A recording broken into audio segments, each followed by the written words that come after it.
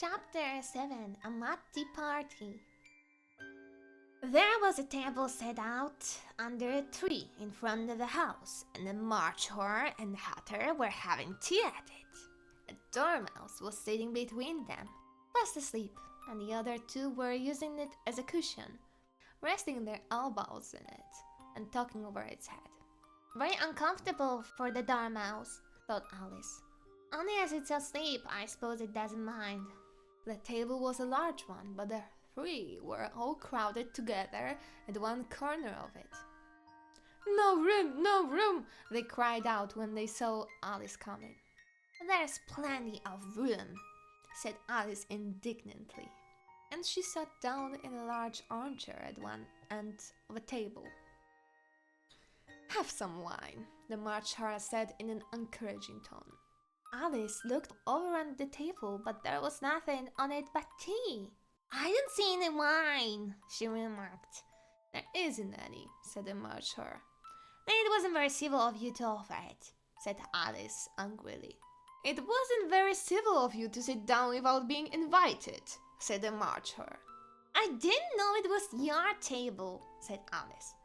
"It's laid for a great many more than 3. "Your hair wants cutting," said the Hatter. He had been looking at Alice for some time with great curiosity, and this was his first speech. "You should learn not to make personal remarks," Alice said with some severity. "It's very rude." The Hatter opened his eyes very wide on hearing this, but all he said was, "Why is a raven like a writing desk?" "Come, we shall have some fun now," thought Alice. "I'm glad they've begun asking riddles. I believe I can guess that," she added aloud. "Do you mean that you think you can find out the answer to it?" said the March Hare. "Exactly so," said Alice. "Then you should say what you mean," the March Hare went on. "I do," Alice hastily replied. At least I mean what I say. That's the same thing, you know." "Not the same thing a bit," said the Hatter. "You might just as well say that I see what I eat is the same thing as I eat what I see." "You might just as well say," added the March Hare, "that I like what I get is the same thing as I get what I like." You might just as well say," added the Dormouse, who seemed to be talking in his sleep, "that I breathe when I sleep is the same thing as I sleep when I breathe." "It is the same thing with you," said the Hatter, and here the conversation dropped and the party sat silent for a minute, while Alice thought over all she could remember about ravens and writing desks, which wasn't much. The Hatter was the first to break the silence. "What day of the month is it?" he said, turning to Alice. He had taken his watch out of his pocket and was looking at it uneasily, shaking it every now and then and holding it to his ear. Alice considered a little and then said, "The 4th." "Today's wrong," said the Hatter. "I told you butter won't sit the works," he added, looking angrily at the March Hare. "It was the best butter," the March Hare meekly replied. "Yes, but some crumbs must have got in as well," the Hatter groaned. "You shouldn't have put it in with a bread knife." The March Hare took the watch and looked at it gloomily. Then he dipped it into his cup of tea and looked at it again, but he could think of nothing better to say than his first remark. "It was the best butter, you know." Alice had been looking over his shoulder with some curiosity. "What a funny watch," she remarked. "It tells the day of the month and doesn't tell what o'clock it is." "Why should it?" muttered the Hatter. "Does your watch tell you what year it is?" "Of course not," Alice replied very readily. "But that's because it stays the same year for such a long time together." "Which is just the case with mine," said the Hatter. Alice felt dreadfully puzzled. The Hatter's remark seemed to have no sort of meaning in it, and yet it was certainly English. "I don't quite understand you," she said as politely as she could. "The Dormouse is asleep again," said the Hatter, and he poured a little hot tea upon its nose. The Dormouse shook its head impatiently and said without opening its eyes, of course, that's what I was going to remark myself. Have you guessed the riddle yet? The Hatter said, turning to Alice again. No, I give it up, Alice replied. What's the answer?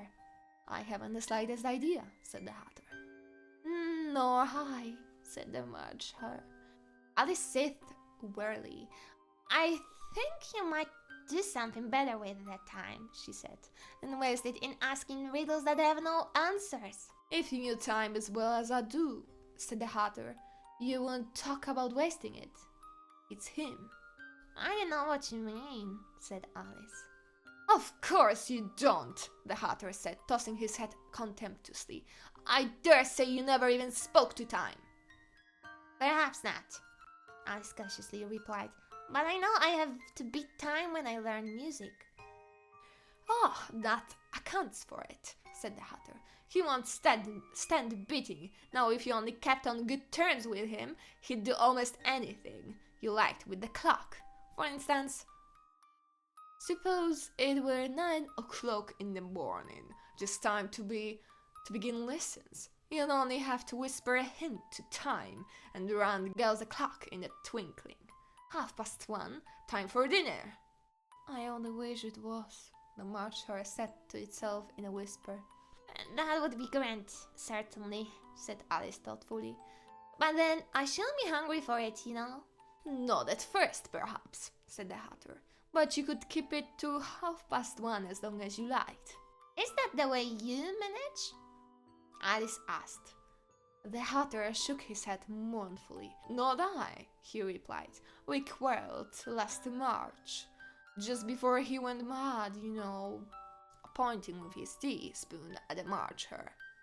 It was at a great concert given by the Queen of Hearts, and I had to sing Twinkle, Twinkle, Little Bat.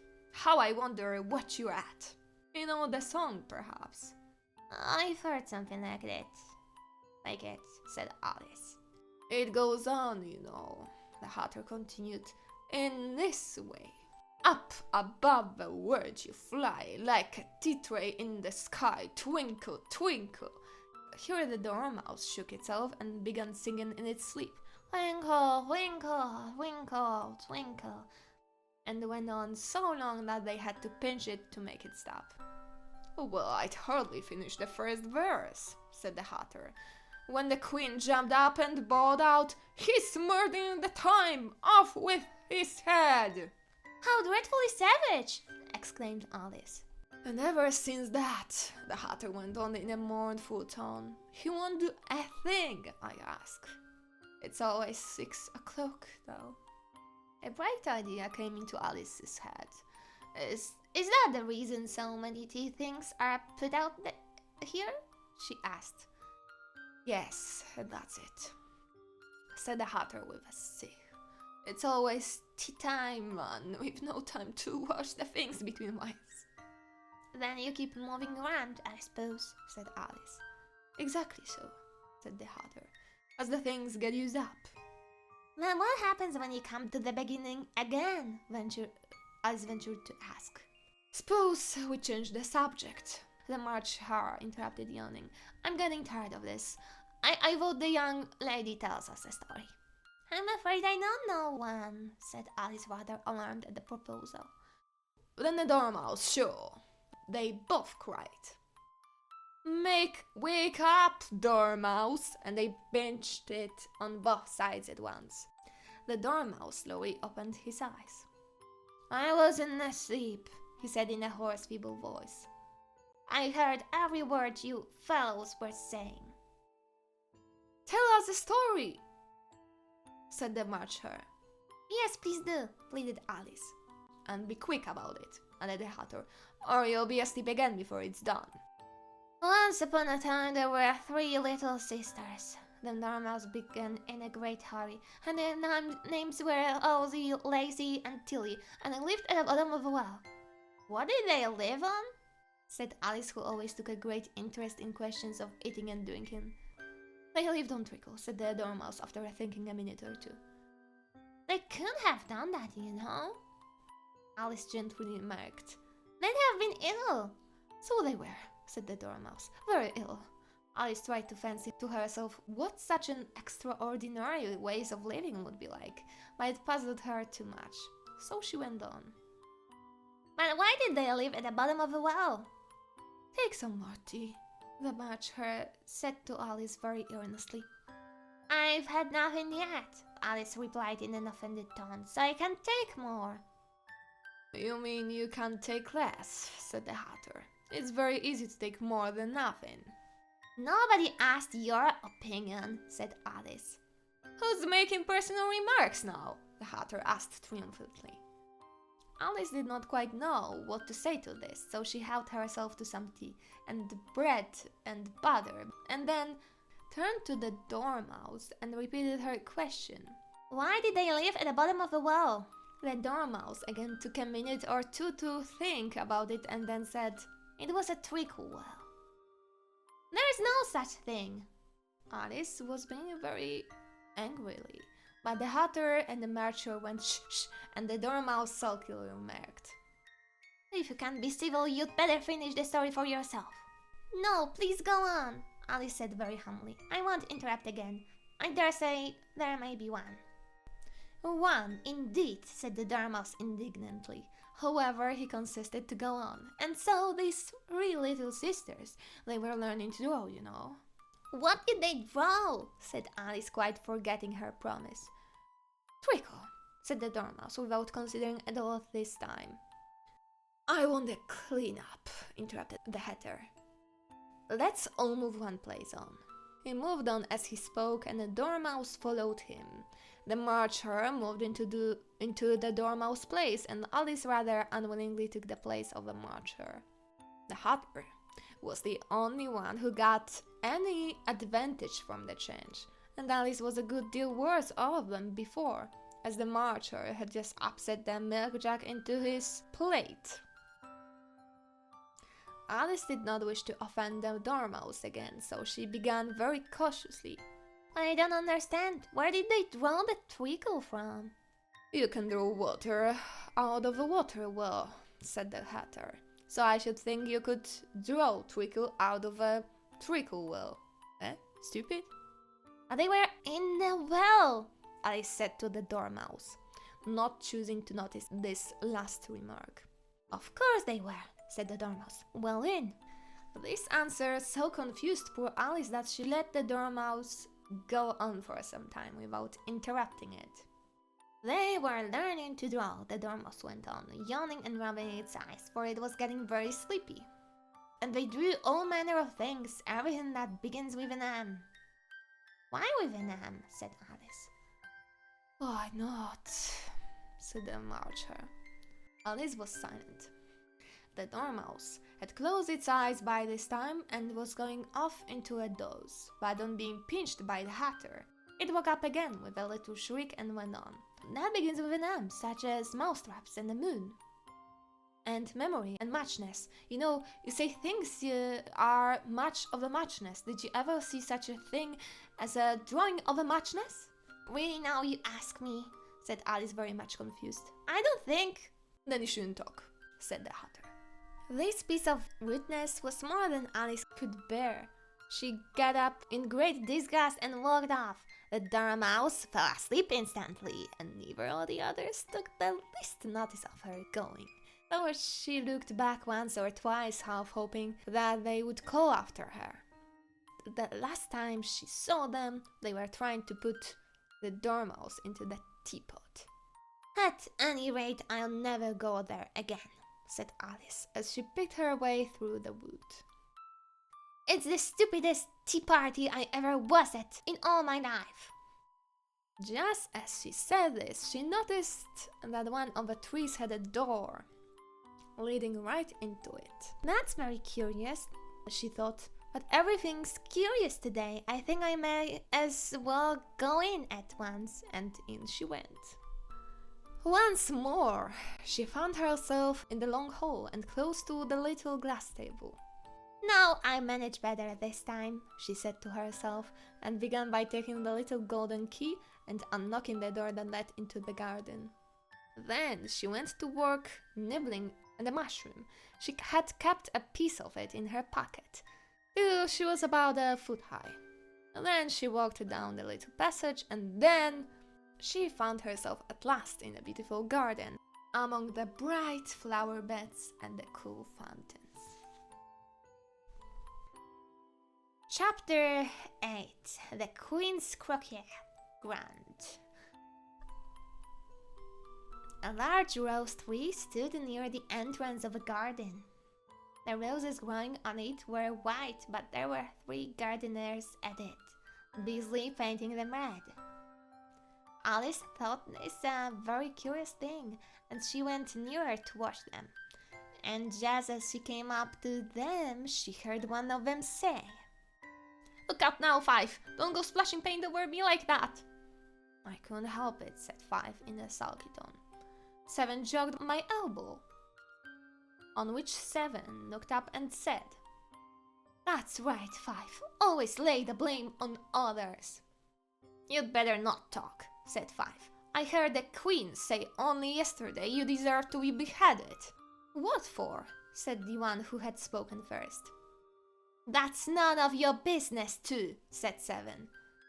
"Yes, it is his business," said 5. "And I tell him it was for bringing the cook tulip roots instead of onions." 7 flung down his brush and had just begun. Well, of all the unjust things, when his eye chanced to fall upon Alice as she stood watching them, and he checked himself suddenly, the others looked round also, and all of them bowed low. "Would you tell me," said Alice a little timidly, "why you are painting those roses?" 5 and 7 said nothing, but looked at 2. 2 began in a low voice. "Why, the fact is, you see, miss, this here ought to have been a red rose tree, and we put a white one in by mistake. And if the Queen was to find it out, we should all have our heads cut off, you know. So you see, miss, we're doing our best afore she comes to..." At this moment 5, who had been anxiously looking across the garden, called out, "The Queen! The Queen!" And the 3 gardeners instantly threw themselves flat upon their faces. There was the sound of many footsteps, and Alice looked round, eager to see the Queen. First came 10 soldiers carrying clubs. These were all shaped like the 3 gardeners, oblong and flat, with their hands and feet at the corners. Next, the 10 courtiers. These were ornamented all over with diamonds, and walked 2 and 2 as the soldiers did. After this came the royal children. There were 10 of them, and the little dears came jumping merrily along hand in hand, in couples. They were all ornamented with hearts. Next came the guests, mostly kings and queens, and among them Alice recognized the White Rabbit. It was talking in a hurried, nervous manner, smiling at everything that was said, and went on by without noticing her. Then followed the Knave of Hearts, carrying the king's crown on a crimson velvet cushion. And last of all this grand procession came the King and Queen of Hearts. Alice was rather doubtful whether she ought not to lie down on her face like the 3 gardeners, but she could not remember ever having heard of such a rule at processions. And besides, what would be the use of a procession, thought she, if people had all to lie down upon their faces, so that they couldn't see it? So she stood still where she was and waited. When the procession came opposite to Alice, they all stopped and looked at her. And the Queen said severely, "Who is this?" She said it to the Knave of Hearts, who only bowed and smiled in reply. "Idiot," said the Queen, tossing her head impatiently, and turning to Alice she went on, "What's your name, child?" "My name is Alice, so please your majesty," said Alice very politely, but she added to herself, "Why, they're only a pack of cards after all. I needn't be afraid of them." "And who are these?" said the queen, pointing to the 3 gardeners who were lying round the rose tree. For you see, as they were lying on their faces and the pattern on their backs was the same as the rest of the pack. She could not tell whether they were gardeners or soldiers or courtiers, or 3 of her own children. How should I know? Said Alice, surprised at her own courage. It's no business of mine. The queen turned crimson with fury, and after glaring at her for a moment like a wild beast, screamed, "Off with her head, off!" Nonsense! Said Alice very loudly and decidedly, and the queen was silent. The king laid his hand upon her arm and timidly said, "Consider, my dear, she is only a child." The queen turned angrily away from him and said to the knave, "Turn them over."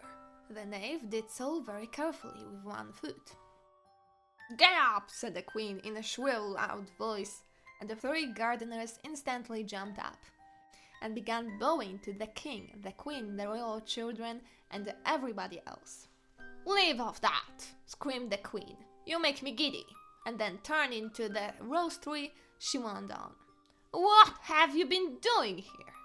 "May it please your majesty," said Tu in a very humble tone, going down on 1 knee as he spoke. "We were trying—" "I see," said the queen, who had meanwhile been examining the roses. "Up with your heads!" And the procession moved on, 3 of the soldiers remaining behind to execute the unfortunate gardeners, who ran to Alice for protection. You shall be beheaded, said Alice, and she put them into a large flower pot that stood near.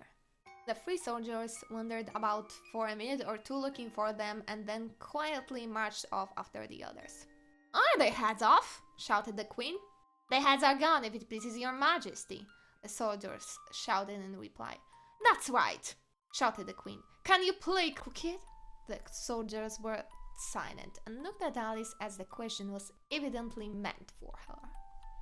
"Yes," shouted Alice. "Come on then," roared the queen, and Alice joined the procession, wondering very much what would happen next. It's a very fine day," said a timid voice at her side. She was walking by the white rabbit, who was peeking anxiously into her face. "Very," said Alice. "Where's the dashes?" "Hush, hush," said the rabbit in a low, hurried tone. He looked anxiously over his shoulder as he spoke, and then raised himself up on tiptoe, put his mouth close to her ear, and whispered, "She's under sentence of execution." "What for?" said Alice. "Did you say what a pity?" the rabbit asked. "No, I didn't," said Alice. "I don't think it's at all a pity. I said, what for?" "She boxed the queen's ears," the rabbit began. Alice gave a little scream of laughter. "Oh, hush!" the rabbit whispered in a frightened tone. "The queen will hear you. You see, she came rather late, and the queen said—" "Get to your places!" shouted the queen in a voice of thunder, and people began running about in all directions, tumbling up against each other. However, they got settled down in a minute or 2, and the game began. Alice thought she had never seen such a curious croquet ground in her life. It was all ridges and furrows. The balls were live hedgehogs, the mullets live flamingos, and the soldiers had to double themselves up and to stand on their hands and feet to make the arches. The chief difficulty Alice found at first was in managing her flamingo. She succeeded in getting its body tucked away comfortably enough under her arm, with its legs hanging down, but generally just as she had got its neck nicely straightened out and was going to give the hedgehog a blow with its head, it would twist itself round and look up in her face with such a puzzled expression that she could not help bursting out laughing. And when she had got its head down and was going to begin again, it was very provoking to find that the hedgehog had unrolled itself and was in the fact of crawling away. Besides all this, there was generally a ridge or furrow in the way wherever she wanted to send the hedgehog to, and as the doubled up soldiers were always getting up and walking off to other parts of the ground, Alice soon came to the conclusion that it was a very difficult game indeed.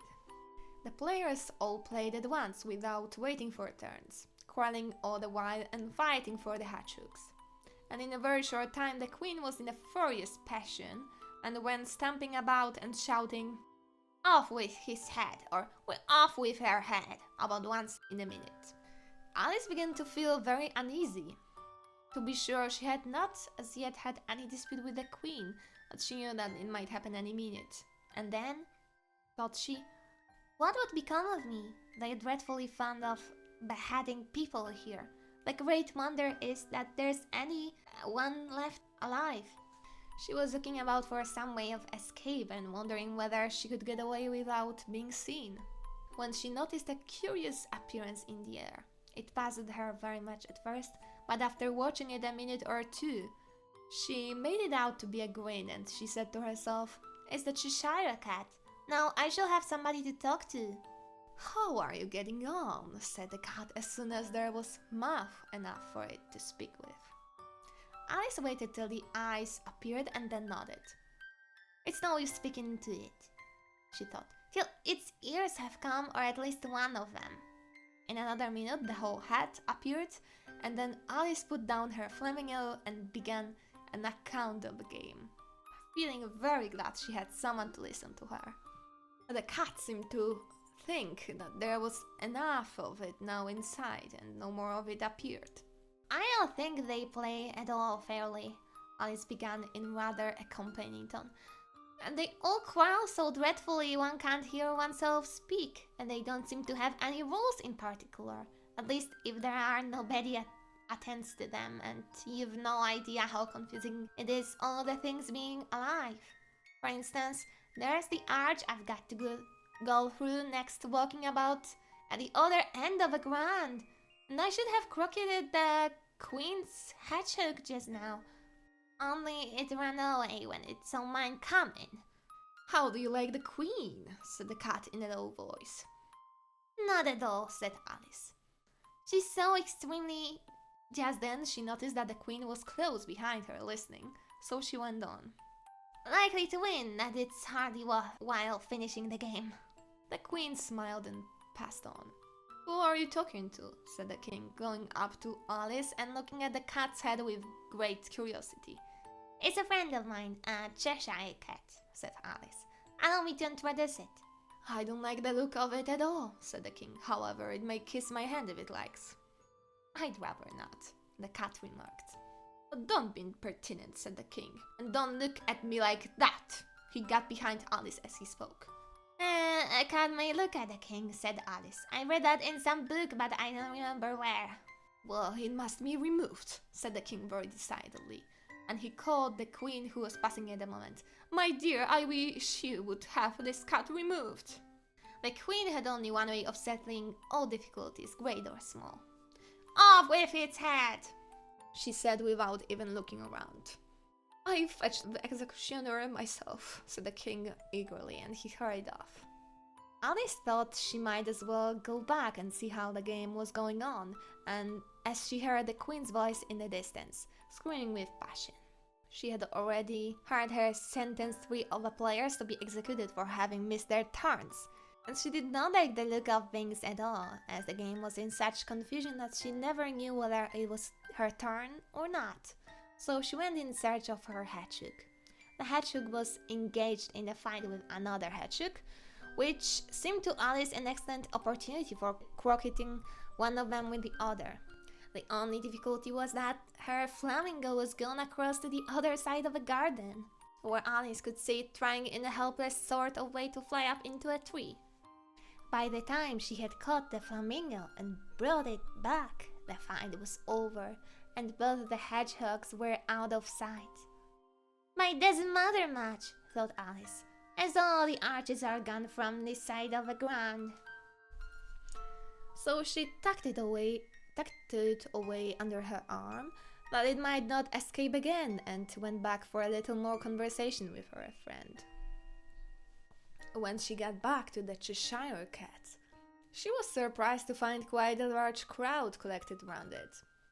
There was a dispute going on between the executioner, the king, and the queen, who were all talking at once, while all the rest were quite silent and looked very uncomfortable. The moment Alice appeared, she was appealed to by all three to settle the question, and they repeated their arguments to her, though, as they all spoke at once. She found it very hard indeed to make out exactly what they said. The executioner argument was that you couldn't cut off a head unless there was a body to cut it off from. That he had never had to do such a thing before, and he wasn't going to begin at his time of life. The king's argument was that anything that had a head could be beheaded, and that you weren't to talk nonsense. The queen's argument was that if something wasn't done about it in less than no time, she'd have everybody executed all round. It was this last remark that had made the whole party look so grave and anxious. Alice could think of nothing else to say but, "It belongs to the Dashes. You'd better ask her about it." "She's in prison," the queen said to the executioner. "Fetch her here." And the executioner went off like an arrow. The cat's head began fading away the moment he was gone, and by the time he had come back with the Dashes, it had entirely disappeared. So the king and the executioner ran wildly up and down looking for it, while the rest of the party went back to the game.